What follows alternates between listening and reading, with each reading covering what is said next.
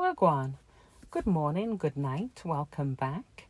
And if you're listening for the first time, I'm your host, Melanie Byfield, welcoming you to episode 29 of The Real Situation, where we give you a taste of Jamaican politics.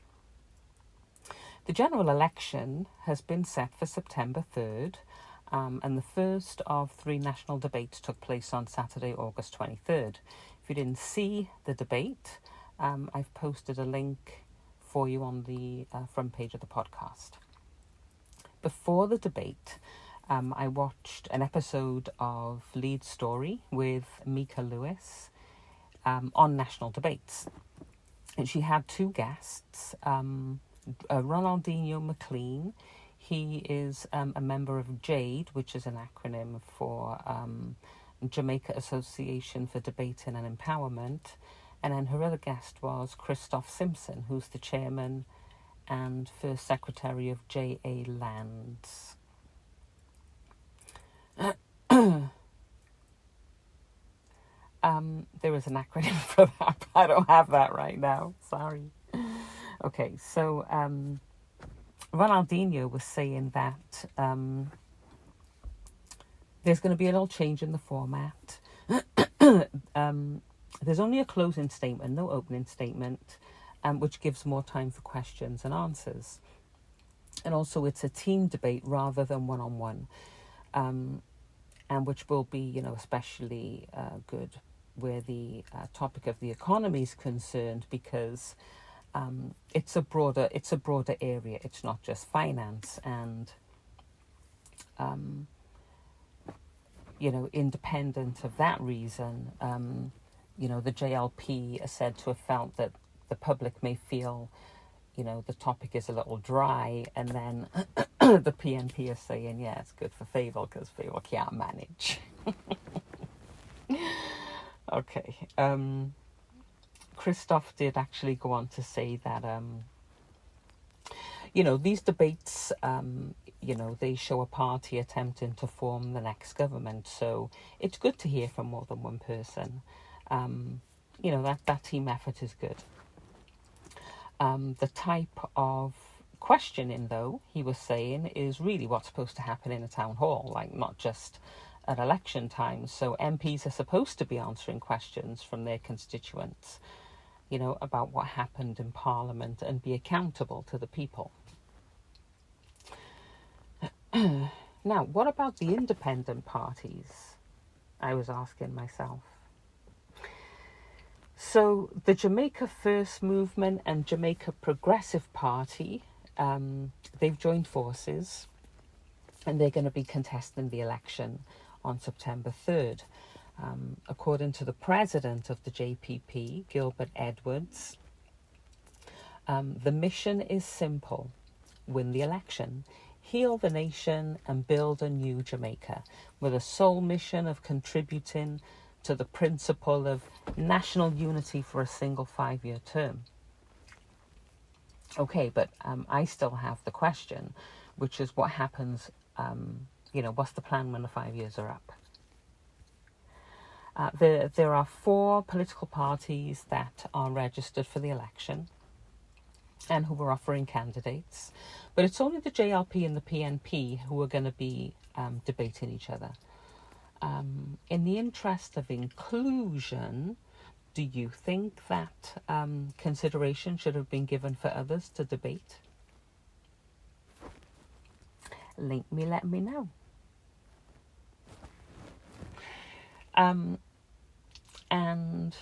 So according to the Electoral Office of Jamaica, there's going to be 63 candidates for the JLP, 63 candidates for the PNP, 47 candidates for Jamaica Progressive Party, 7 for the United Independent Congress,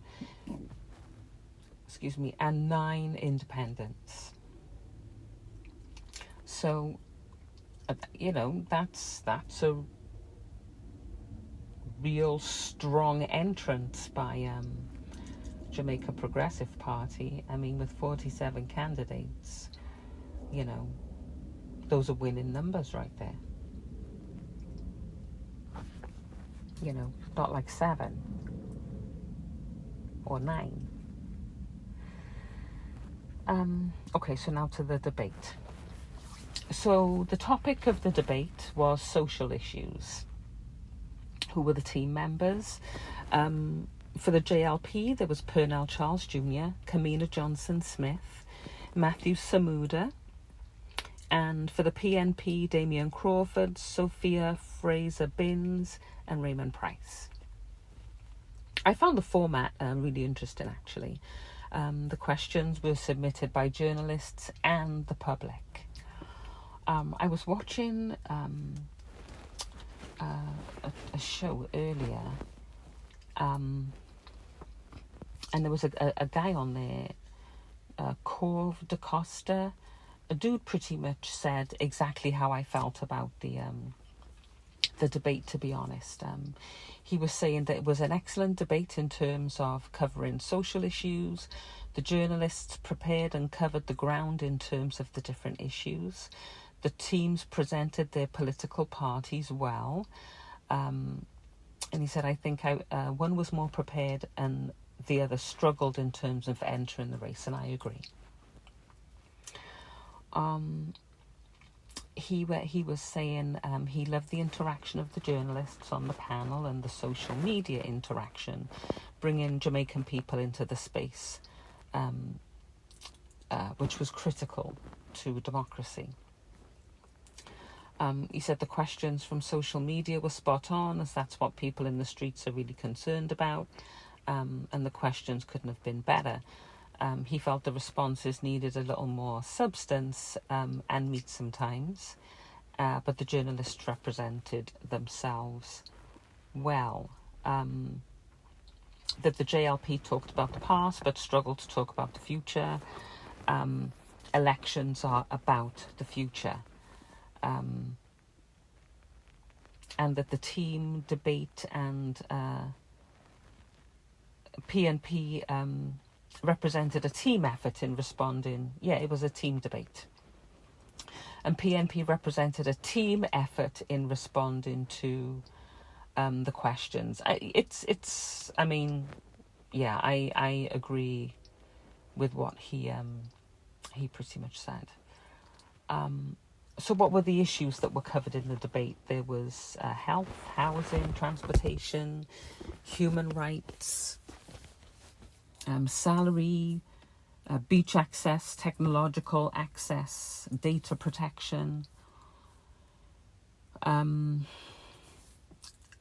Christoph said he was a little bit annoyed actually by the BPO sector response from both parties. He feels that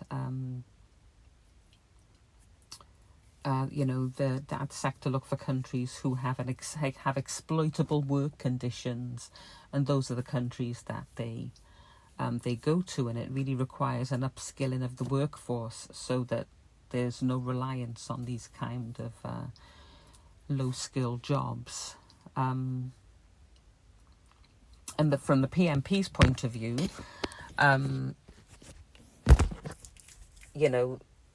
they are well aware of the labour laws, and the workers are treated as contract workers and not employees, and it's really we know what the law is already, is basically what he's saying. And that quality of jobs and development of the economy was missing, and there seemed to be a loyalty more to those sectors than the workers.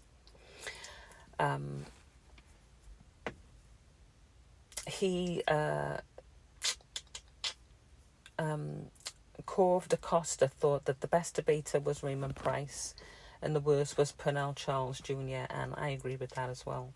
I think it was very close with Damien Crawford and Raymond Price, but yeah. So I did have some questions of, a couple of them to just go over. The first one was from the Jamaica Environmental Trust about the Rio Cobre and what measures would be put into place to deter contamination without consequences. and Sophia Fraser-Bryns was talking about how the PNP would make NEPA independent, and that communities are a part of decision making, and there should be access to justice when environmental rights are breached. Matthew Samuda went on to say that the PNP showed no demonstration of environmental leadership, and Mark Golding didn't vote on the plastic ban that he initiated. But one thing I found it, hard to believe was that no one mentioned the Rio Cobre saga, which Matthew Samuda was a part of, right?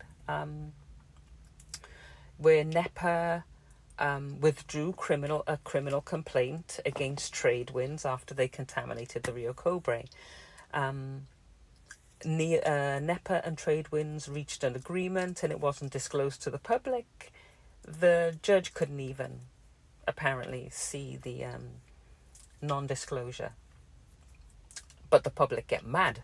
I'm bad. And all of a sudden the agreement come forward. So, yeah. And then the chairman resigned. Yeah. So I'm surprised nobody mentioned that. But the next question I wanted to elaborate a little bit on was, or draw a little bit of attention to, was the access, regarding access to beaches. Sophia Fraser-Bryns, mentioned that there were countless situations where Jamaicans were denied access to beaches, and that it's an option and not a right, and the PNP will ensure all Jamaicans have access and rehabilitate beaches.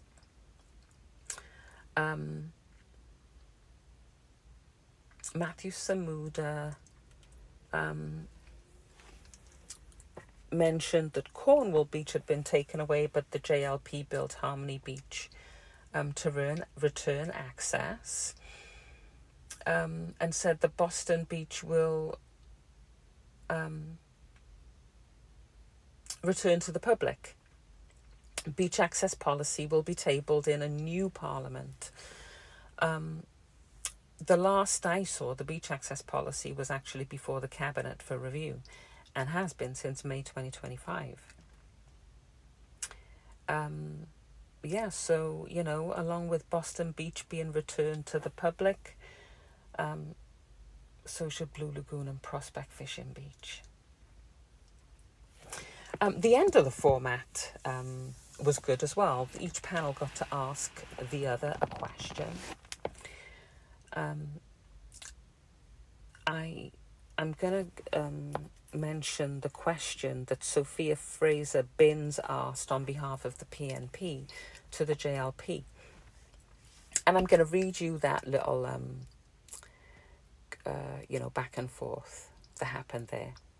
So she said, in any decent democracy where a leader has not been certified by the Integrity Commission, where the leader has been a part of Ponzi schemes and benefited from them, where the leader among members of his cabinet and party is said to be of an illicit aid for illicit enrichment, those persons could not be on the ballot. Therefore, why should Jamaicans be any different from such decent democracies? The JLP's response came from Kamina Johnson-Smith, and she said, the PNP has no answer to the plans, programmes and achievements of the JLP. They see their only path to Jamaica House by trying to destroy the reputation of the Prime Minister of Jamaica and others. The JLP has been the party that's done more for the integrity and anti-corruption framework in this country than any other administration. It's under the PNP that every day or week you woke up to a new scandal, light bulb, Solutria, NSWMA, Manchester Parish Council, Hanover, KSAMC, you name it. It's under the JLP that Jamaica had the lowest scores under the Corruption Perception Index, and it's under the JLP that Jamaica has had the highest, something's wrong there. That's supposed to be, I think, no. So it's under the JLP that had the lowest scores under the Corruption Perception Index. And it's under the PNP, she say, that Jamaica has had the highest. Why? Because the independent international experts actually look at the facts and not the steady drumbeat of PNP misinformation and weaponization of processes. There is no report that has found any finding of guilt or illegality on the part of the Prime Minister. There is no finding against the PM, and the PNP needs to stop telling the lie of 28 bank accounts. It's simply not true. And then Raymond Price responded for the People's National Party. He said, "It is odd that you say it's not true." Dennis Chung said, not only were it true, that it's inconsequential and is normal. Rehearsing for the job where the qualifications were waived so he could get the job. Most of you look for a job. In that case, the job seemed to have looked for and found him. Doing the best for the integrity framework, doing the most for the integrity framework that includes being the only PM to have taken the IC to court to quash a clause he bragged about, that he included as chairman of cabinet. So the lies are on that side, aren't they? There were some jabs that took place during that debate, all in good spirit. Jabs nonetheless. So let's look at some facts regarding that. So since 2011, Jamaica's remained at a score that considers it perceived as more corrupt since 2011. On September 5, 2024, the Integrity Commission submitted a report of investigation to be tabled in Parliament titled Investigation Conducted into the Statutory Declarations submitted by the Most Honourable Dr. Andrew Holness, Prime Minister, for the years of 2019 to 2022, in respect of concerns that he owns assets disproportionate to his lawful earnings and that he made false statements in his statutory declarations by way of commissions contrary to law, which included failure to declare a number of bank accounts, for which he is seeking judicial review. An additional fact, 2 additional lawmakers were referred for investigation for alleged illicit enrichment, and this was disclosed by the Integrity Commission in its annual report for 2023-2024, bringing the number over the last 2 years up to 8 lawmakers. Quote Danielle Archer and say, "This isn't bad mind. It's a demand for good governance. Jamaicans are not begrudging wealth or success. They are insisting on accountability." Me personally, I think it might have been better for Kamina Johnson-Smith to talk about what the government has done to improve corruption rather than rehash the past. I think she missed a great opportunity to talk about governance and accountability, and that is the heart of constitutional reform and should be the heart, one would think, of your political message. In terms of the second debate, it'll be on Tuesday, August 26. There'll be 3 representatives from the JLP, 3 from the PNP.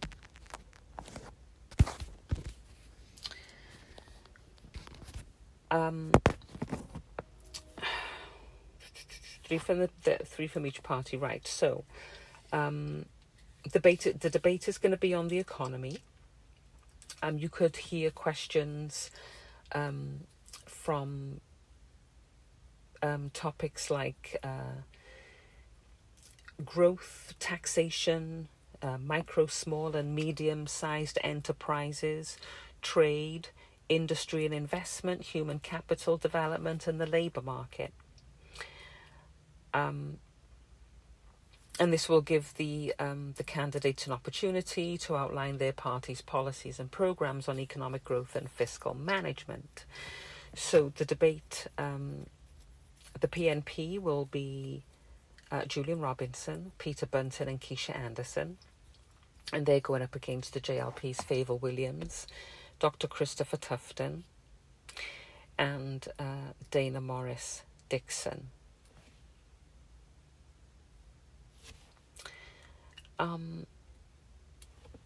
The final debate is going to be between Prime Minister Dr. Andrew Holness and the opposition leader Mark Golding. So that's on Thursday, August 28th. In addition, they are expected to respond to a wider, a wide range of topics, including visions for Jamaicans at home and in the diaspora, climate resilience and the environment, integrated development planning and governance, as well as constitutional reform. It's you. It's you. It's you I'm talking to. Were they? Did they align with anything that you align with? In 2020, 38%, that's 1 in 5 people, voted for the party that went on to form the government. There's an RJR Gleaner poll, the RJR Gleaner reported a poll, a Don Anderson poll on August 21, that said that there is around 31% of undecided voters. There's a lot of people that, these debates, need to reach, connect with, and hopefully encourage to vote. How did you feel about the debate? Is it going to change your mind if you weren't going to vote before? The JDC have a nice little feature on their website. It's a scorecard and it asks the following questions. It says, what 3 issues are important to me? What 3 issues are most important for the country? Were my personal issues addressed? Were my national issues addressed? Did the debater's response speak directly to the issues? Did you understand what was said? What were the responses realistic? What lessons did you learn from this first debate? And has the debate helped you clarify the party's positions on the issues that are important to you? If you don't have a voter ID card, the Director of Elections, Glasspool Brown, is saying it's not a problem. Don't worry yourself. You can, as long as you're on the voters list, you're going to be allowed to vote. You're just going to have to fill out some forms and take an oath.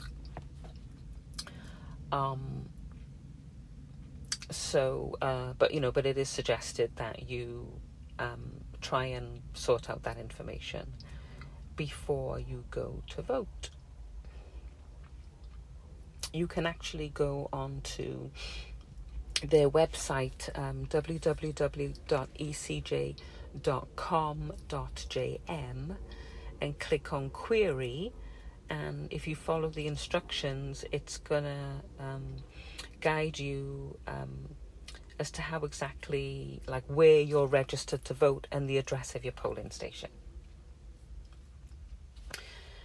I'm going to leave you with a quote by Hugh Foot. Yeah. It's by Hugh Foot, former governor of Jamaica.